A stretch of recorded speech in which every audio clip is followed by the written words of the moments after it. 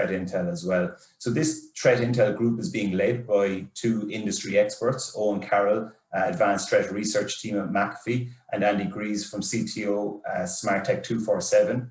And the first initiative of the group is to organise a series of short 30-minute webinars exploring threat intel and sharing, from very beginner topics, which we have today, an introduction, right up to more advanced topics.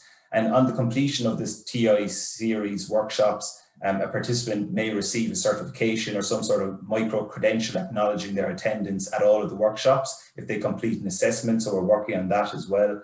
And the group is about sharing information and best practices right across the Cyber Ireland community. So we want you, the members and other organisations, to contribute to this webinar series as well. We've already received a number of expressions of interest from companies. So we're going to be inviting you to a call after this webinar in the next couple of weeks to input in that threat intelligence workshop series that's going to be happening over the next couple of months as well. So there's still an opportunity to get involved in that.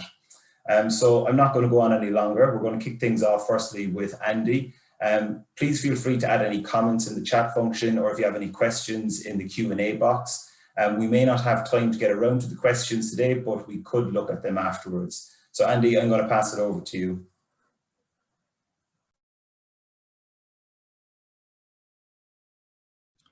Here comes the classic, I was muted. That's the theme of 2020, part of many other things, like my favorite song is Mambo No. 5. I just put lockdown in front of it. But okay, fun aside, this is a very serious topic at the end, cybersecurity. We all have to struggle, and actually we can see right now through lockdown that problems are getting bigger and bigger. We get called in as SmartTech 24/7 on a regular basis on different type of breaches. And one thing that helped in the past is really the threat intelligence, the knowledge that we build up and how it is used. And I think that's the reason why we talk about it. And again, threat intelligence, cybersecurity should be something that is not intellectual property to a company. It should be something that is shared. We need to help each other out because the adversaries are ahead of us. They are sharing on the dark web between each other. And it is time for us to go into the right direction and not just rely on ourselves and companies, but build a community out. And I think this is the reason why we do this in Cyber Ireland and in general. Just a quick background on me. I'm working in cybersecurity for 8 years now, consistently. Before, always involved, ex-military, worked for Trend Micro, worked for FireEye, which my first part of Corpus Threat Intelligence was, and then I worked for Alien World, which is now AT&T, and I was their threat intelligence ambassador. So this is a very important topic to me. What is threat intelligence? I think that is the most important question we need to ask, and not only from a technical perspective, but also from a business perspective. Why do I need this? Now, what should actually threat intelligence achieve? Actually, it should reduce harm to the company in the first place, help me to understand this, by improving my decision-making process, by actually understanding during incidents or after incidents, what are the next steps, where do I have to go? Reduce the time to recover if something goes wrong. Anybody that is sitting in this meeting today and thinks, oh, we are good enough protected that it will never happen to us, think again. It's very important, and as better you get, and as faster you can recover from a situation, so reducing the dwell time, actually, that's the last point, that's the important part. Because breach happens, we know that, but if you catch it early enough, that's what's important. So what it is really, we want to reduce the risk to a company to end up in the media, to pay ransomware, to get damaged or get any harm done to them. That's what threat intelligence is about, similar as cybersecurity in general. How do we do this? So threat intelligence, a lot of people talk about IOCs constantly. This is like the big word of the past, indicators of compromise. But what that is just a file hash, an IP, a mutex expression or something, and it is a very static set of information. That is great to power my existing security controls, but that is not threat intelligence alone. Threat intelligence is coming together with a lot of things. A new big word these days is indicator of attack. An indicator of attack is not necessarily anymore an IOC, but behaviors on the network, how an adversary may be moving through your environment. something that happens most of the time during an attack, so that you can then go to the next steps. So it's most of the time complemented with an IOC or multiple, but it is just very important. And then the tactics, the techniques and procedures. This is knowledge that we build up throughout our incident responses most of the time, or do dark web research, where we get an understanding how is a particular adversary acting. And that helps us in a situation where we mentioned before to be faster in recovery, to predict the next steps of an attacker. Simple situation, and this is happening constantly at the moment. A ransomware comes in most of the time through phishing these days. Most of the time, we will, based on the phishing email, based on what's coming in, we know already which attacker that is. If we detect this fast enough, we can then just interact very quick. But even if we're not fast enough and the first steps are happening, we can straight away say like, okay, you know what, they're now on your Active Directory. The next thing they will attack is actually your database. So we can help making the right decision throughout the process by understanding the attacker.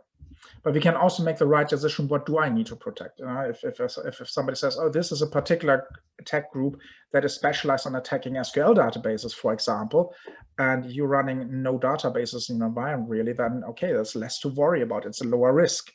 So taking all this information together, that helps us actually making the right decision, going in the right direction. And it's an overlap of lots of information. So common question we ask actually is, who are the adversaries comprising the actors, sponsors, who's behind it? Sponsors is a very important topic, and I'll talk about that in a few seconds again. What is actually the target? Where do they want to go? What are the tools that they're using? When is the adversary acting normally? What kind of timelines are you to expect? So, and sometimes you maybe see something small happening, and then for a week nothing happens, and then boom, hell breaks loose. In other situations, you know exactly, okay, I have about 15 minutes and then the next thing's going to happen. By having the right intel and understanding the situation and identifying the attacker correctly, I can now predict those things again. Why an adversary is attacking now? Most of the time, the motivation these days is a financial motivation, even for nation states, because some key players are countries like North Korea and Iran. And because they are sanctioned so badly that they can't do trade, they will try to make money. But there's many other situations. If you in critical infrastructure and your country gets in trouble with another country, well, the warfare situation is these days that countries attack each other, not with bomb, but with cyber attacks. So depending which kind of vertical you're in, you might be impacted. Healthcare is at the moment one of the biggest problems. And just to let you know, your slides aren't moving there. Oh, they're not? Okay. So no, actually the slide is okay. We're coming to the next one now. So what it is really just about understanding with those questions, what's happening. What does it mean actually threat intelligence applied to a risk model? So I don't know if everybody knows it, but the risk model is a very simple situation. It just goes, a threat agent, so an attacker and an adversary is there and poses threat to an organization. This threat is in some form using a vulnerability to attack you. That is actually your risk. Now, by identifying your assets and your exposure to things and your countermeasures that you put in place, you can mitigate this risk. But how do I mitigate it if I don't know what I'm mitigating against or what I need? And this is a very important part about threat intelligence against understanding. So what do I have in my environment is also threat intelligence, your own private threat intelligence, because it helps you understanding the situation. Combined with outside threat intelligence, you get now an idea. So what are the influences from outside and what are the influences in inside? A threat intelligence could be that you actually let a person go in your organization and maybe they didn't went in a very well place. So that is also threat intelligence because it helps your understanding. There's third-party threat intelligence. I put some in here, and this is not a snake oil or anything. It's just people asking constantly where to start. We have here, for example, Recorded Future and on the list quick, just to show you Anomaly, VirusTotal, IBM X-Force. McAfee has their own stuff. All the other companies that we have around here, they all have their own stuff. They have their own threat intelligence, but you can combine this. And this is very important to go there. But what is important about choosing the right one is it relevant to you? If you're a small cafe that is just not really collecting much data and so on. Do you need the latest and greatest and most expensive threat intelligence against nation state attackers? Most likely not. So you have to decide, is what I have in the free wild out for the moment enough?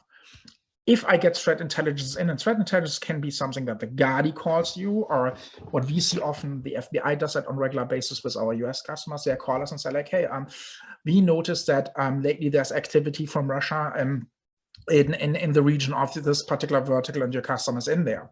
So that is, the vertical is matching. That's the first step that says like, yeah, okay, this is actually something that's important to me. Then, but if they just tell us, okay, this is only, or there's a risk, what do I do next? So I need also, out of the threat intelligence that I get from wherever it is, if it's for free or I pay for it, I need some steps, something on information that helps me to protect my organization. If that is now IOCs, simple things like, oh, block all those IP addresses and those file hashes, or hey, these are things that may be happening on your network and they look spooky, just respond to that, and so on. And it has to be contextualized and make sense and be able to digest by your own team, and they need to be able to use this. If you buy threat intelligence that goes into a detail that overwhelms your team, it doesn't help, it just scares them, then they will be not able to work. So ensure that you buy the right, or not buy, but use the right type of threat intelligence. Andy, maybe just try unsharing and sharing your slides again to see if we can move through them, because we can just see the title slide. Still just as, oh, that's weird. Okay, let me just do this again.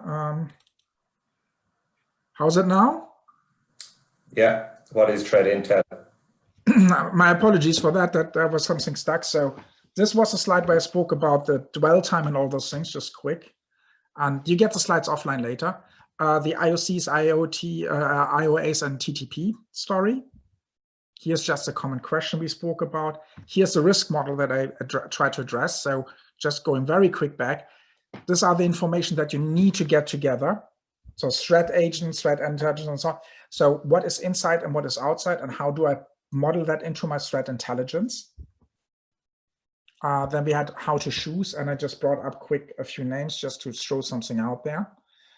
Here's the next step where I want to go. So threat intelligence should answer questions, and that should be context, that should be action or no action. So context is relatively simple to giving you information on the attacker, the attack types, and so on. But this context also should help your organization to understand, do I need to buy a different technology to use this? So do I need a different firewall? Do I need to add an IPS, IDS in an area? Threat intelligence should help you making those decisions correctly. Action, very important, what actions to take. Or more importantly, sometimes is what action not to take. A simple thing is, you get attacked. Let's say you're an American company or work for an American company, your organization gets attacked with a ransomware, and you decide to pay the ransomware because your backups are not working. There are sanctioned countries in the US, like Iran and North Korea, and if you would pay to an organization that is state-sponsored, you're actually getting yourself into trouble. And the US government announced that after a certain breach with Garmin, that from now on there will go against companies that pay ransomware to those countries with fines, financial fines. So this is it. So should I pay this ransomware or not in this moment? That would be a non-action. Or in some cases, it is very clearly, okay, if you really want to restore something or find the attacker, by understanding the attack and everything, it maybe tells you in the threat intelligence, okay, don't turn off your computers. Get this and this information first out of memory before you do anything else. This is all very important stuff. So it's not only about doing, but also what not to do, or just which behaviors not to have, actually. So we're nearly at the end of this. I hope we're good for this time. Sharing to empower, that's a very important thing. We as a cyber community should be like a neighborhood watch. And I put actually from the Guardi webpage, actually the definition in there. And I think this is very important because it is a partnership with our local authorities, and we should keep this responsibility up. So when something happens, share it with us, but also with the Guardi and other government bodies if need be. We trying to police at the moment the internet at the end with what we're doing. And it is a little bit like the Wild West, because governments have a hard time to do that. There's not enough regulations in place. So by being this neighborhood watch and sharing information about attacks, sharing intelligence, we helping actually each other out, but also the communities. I put in here the Alien World one. It's this one place for threat intelligence sharing that is for free. And you can get a lot of good stuff there from different people sharing. But it would be great if you could build even something greater out with Cyber Island, because this is, again, Alien World is doing that from the past with a good intention. But on the outside, they are now a big American company. We need to get a nice and open community where we police ourselves, most likely. So this is the last bit, and then I hand over to Owen. What is threat intelligence again? And as in short, threat intelligence is just any kind of information that you can correlate in addition to the manner of what your organization is doing and make a tangible information out of it and figure something out. That's what it is. It is empowering you to use your tools to put the right processes in place and be prepared. And I gave the definition of the military terms also into this because it's very important to understand threat intelligence is based at the end from what we learned out of the military side of things. Because as good as our threat intelligence is, as good as our response, as worse it is, it doesn't work. And threat intelligence framework that the military has are working, but they're only working because there are people behind it and professionals that gathers information and making sense out of it. And that's what we need to achieve, a network, a framework here in Ireland where we can help each other. And that's just really from my side. I hope you all can take a little bit something away from this, and I hand over to Owen. Thanks very much, Andy. I think that's a really good introduction on what is threat intelligence, why is it important, a really nice way to end it as well around the importance of sharing. That's what we're trying to do through this threat intel working group, and also longer term as well, that it's not about just taking all the time, it's what can we give back and what can we share as well.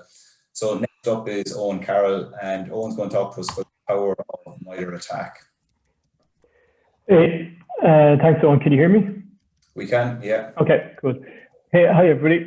So my name is Owen Carroll. I'm a principal engineer and senior vulnerability researcher with McAfee's Advanced Threat Research team. And before I start talking about Mitre Att&ck, I just want to say, you know, as Andy said, like our main objective here is really to make businesses in Ireland aware of the threats relative to your business and your environment, so that we can be proactive about defensive controls from a protection, and resilience perspective. And then the other thing is, like, you know, what will people get out of this? And I think the main thing is we're really starting from zero here, right? With the end goal for, you know, people to collaborate through Cyber Ireland and have the knowledge and tools to start using threat intelligence and collaborating. And I think Cyber Ireland is a perfect vehicle for doing that. Okay, so just a little bit about myself. I've been, I suppose my main subject matter expertise is platform security and advanced threat research. Specifically, I work on critical industry vulnerabilities for McAfee. Bluekeep and SMB goals to be specific examples. And I also work on next generation technology and Space 4.0 right now, and also innovating defenses for advanced threats that are out there. If I go back and kind of look over, I suppose, my experience, I started in security, you know, over 10 years ago, back in 2009, when I did a master's in network security in CIT. And since then, I've worked in a variety of security roles, both defensive and offensive. Initially, I started out as an electronic engineer. So I've been working in technology about 20 years, sorry. So about the latter 10 years in security. So today we're going to talk about threat intelligence frameworks. There's a few different types out there. We'll specifically talk about Mitre and its evolution, how it came about, and then talk about some of the use cases with Mitre and the return of investment. And then I'm sure a lot of people here today have heard of the pyramid of pain. So we'll talk about that and the different kind of challenges around that. And then we'll talk about proactive defenses and we'll see Mitre Att&ck in action and how can we actually use that. Okay, so here's kind of three threat intelligence frameworks. The first one is, which probably everybody has heard of, which is the cyber kill chain by Lockheed Martin, which was the first one to come out years back. And this is a great one, right? But some of the challenges are around modern threats, such as phishing and fileless malware and stuff like that, because a lot of those don't necessarily involve exploitation of a vulnerability. So some of them are post-exploit attacks, and it doesn't really scale to that per se. The next one then is the diamond model. So this is really, really good for tracking adversaries, what their capabilities, the infrastructure they're using. So it's really, really good from that perspective, from a proactive perspective. And then the Mitre Att&ck. So this is the most common framework which has been used today. And I've been using Mitre for you know, probably 7 years or so. It's a great framework. It goes into real detail and maps out all the techniques, tactics, techniques, and procedures, as Andy was talking about earlier on, which we call TTPs, to adversaries, which have been used in real-world adversary attacks. So it's a really, really great framework, and I think one of the great things about Mitre is it's a language, right? It's a great way to communicate technical and business risk as well, right? So that's one of the most common ones out there, and that's what I'll focus on today.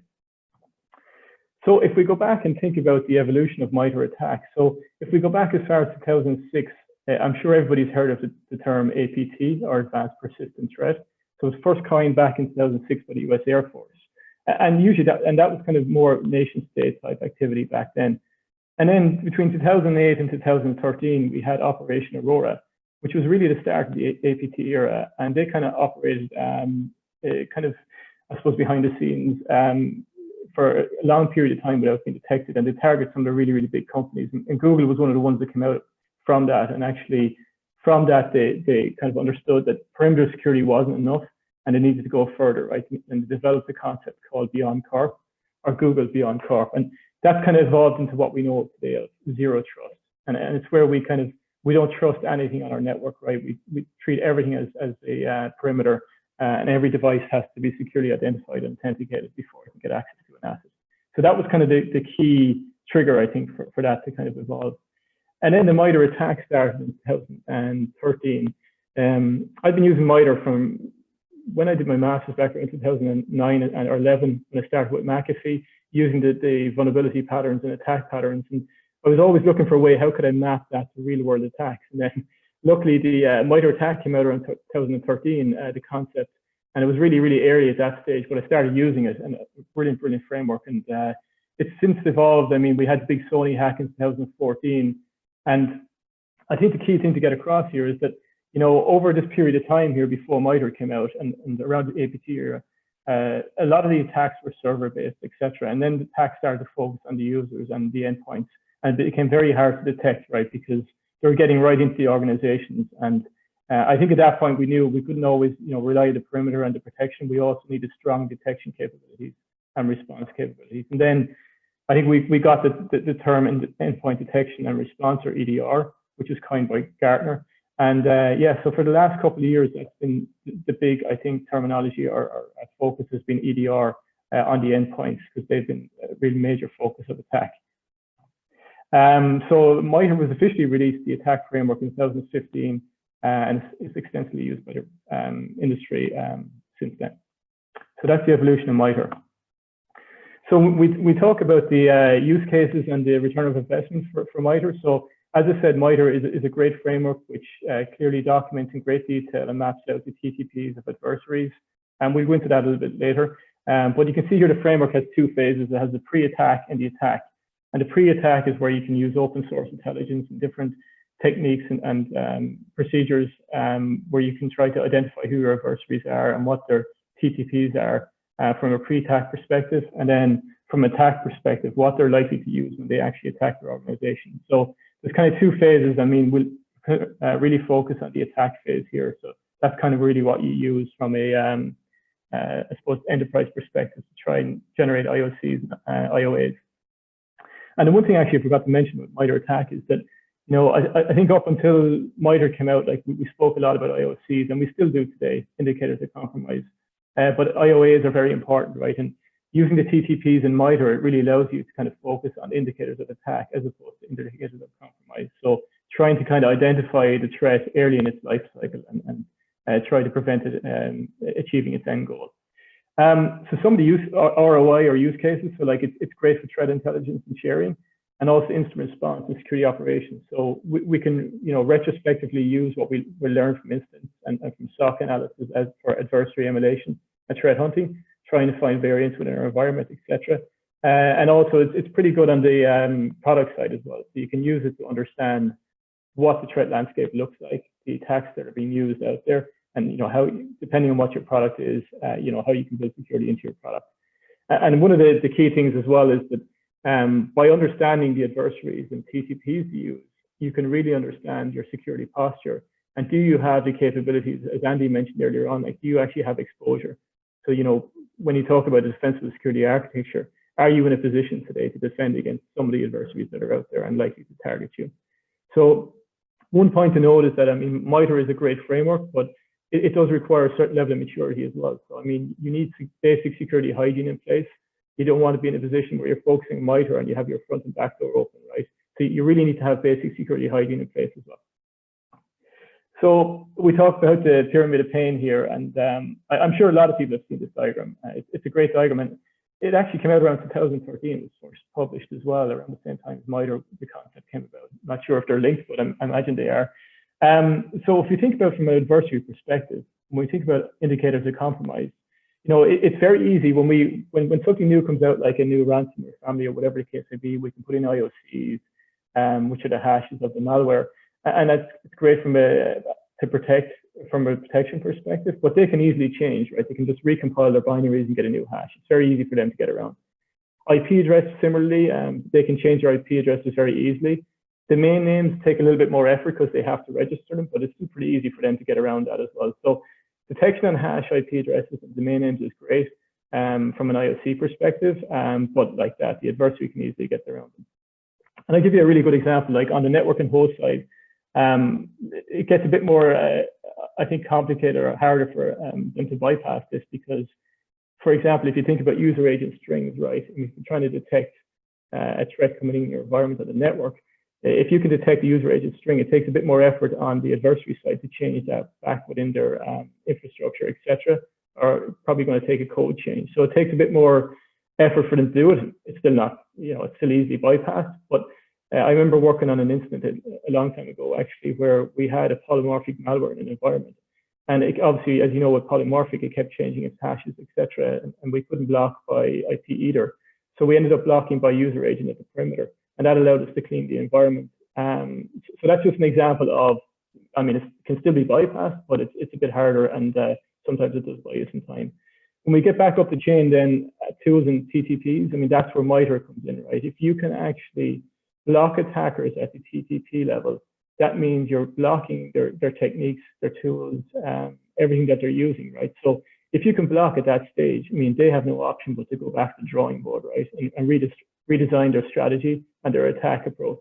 And that takes time, effort, and money, right? So if you can block at the TTP level, it's very, very powerful. It takes effort and maturity, but it's very, very powerful. So when we talk about proactive cyber defense, this is a blog I wrote a couple of months back around the time for COVID. You can see there's a link to this at the end of the website. But the reason I'm showing this is because it's really, really important, where it kind of highlights there's a couple of things you really, really need to know, right, before you even start looking at your putting defenses in place. That's knowing your environment and users, and also knowing your business and real threats. So really, really understanding your technology scape and your threat scape.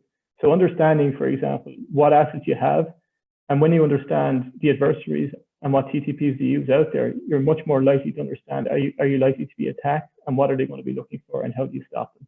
And then by knowing your environment and technology and users, it gives you a good insight into understand where your exposures may be. So it gives you visibility into potential exposure based on vulnerabilities that may be actively exploited. So there are two really, really important points I'd like to make before we kind of talk about using Mitre in action. So as I said, Mitre Att&ck is a great framework, and it has TTPs. It has a lot of what we need, what's been actively used out there in the wild. As a starting point, it's always good to think about your actors, what their motives are, and the capabilities. And if you look here, just give an example of an adversary, a vertical they may target, and what the risk tolerance is. And also, if you look at the Mitre Att&ck website, you can actually get the groups, right? The APT groups, for example, here, the different threat actors, what vertical they're likely to target, and what TTPs they're likely to use.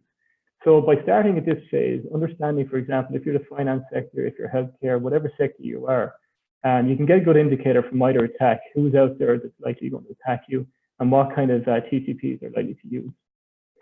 Once you understand that, Then you can get a bit more down in the weeds where you actually look at the different techniques and tactics within Mitre Att&ck framework. And based on the adversary, you can start mapping out what TTPs are likely to use. And once you start looking at the TTPs here, and I think Andy mentioned earlier about like stopping people in their tracks, right, whether they're going to try and target Active Directory or whatever the case may be, we can understand by looking at what TTPs they use, the different techniques and tactics they will use at different stages of their attack. So for example, when they do execution, it could be fileless malware. When they do privilege escalation, then how do they maintain persistence for defense evasion, and then lateral movement, etc. So using the TTPs here, we can really understand then, looking at our own enterprise architecture and defensive controls, do we have the capabilities, number one, to stop them, protect against them? And then if we get compromised, can we actually detect them further in the life cycle?